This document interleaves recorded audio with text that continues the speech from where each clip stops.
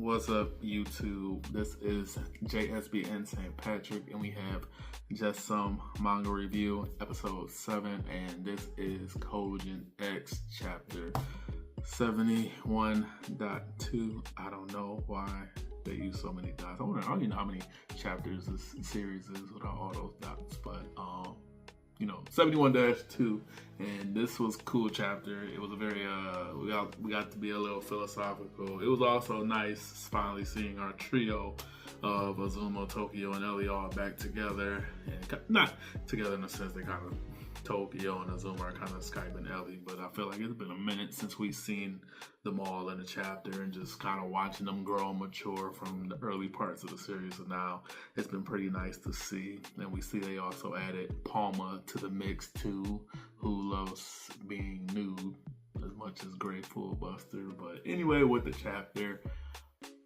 it's still a lot going on with the war and everything.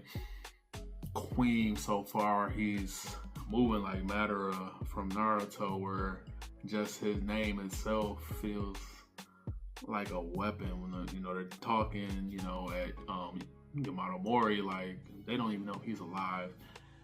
We don't even know if he's alive as readers, and Azuma knows that he's kind of a empty vessel, and he made a kind of ominous statement about knowing that he's an empty shell. If Queen comes to take his body back, he would that's what he would do if he was Queen. So Queen has been a very big mysterious character. He's stated to be over 100 years old, so we don't know if he's an actual person, a concept, whatever. I'm pretty sure he's going to come back in some capacity.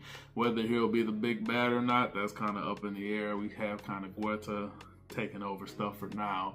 But, so far, I do like how Queen is such a, big mystery behind the scenes, and, all the stuff that he's causing, even without us physically seeing him in the future and everything. And Azuma, and I'm not going to talk about Azuma just yet, but with Ellie, we found out, she got the mark, and she's been very careful with her predictions, and she also hasn't, gone crazy, but we do see just how much, premonitions and prophecies that she has. And, she even says herself it's a lie, and even agree. I can see how somebody can kind of go crazy from all of that. So as of now, our girl Ellie is looking good. Don't know what that means in the future, because, being able to just get so many premonitions, she might see one where Tokyo and Azuma are in danger, and she might try to change that. But as of now, I'm happy for her. She's doing good.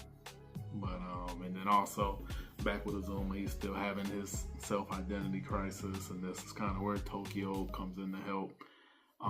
Talk about, whether or not they're human and stuff, and this is where, Tokyo gets his, I think, therefore I am, we question whether or not we're right or wrong. That shows our humanity. It's funny seeing Tokyo, he's really good at talking, with his friend or whatever, where it comes off naturally, but when it comes to, like, girls and stuff, he is just like an unintentional pervert. Is just kind of funny to see. And then the crazy part is, they're having this discussion about humanity just over a bunch of corpses. It's just a crazy sight to behold.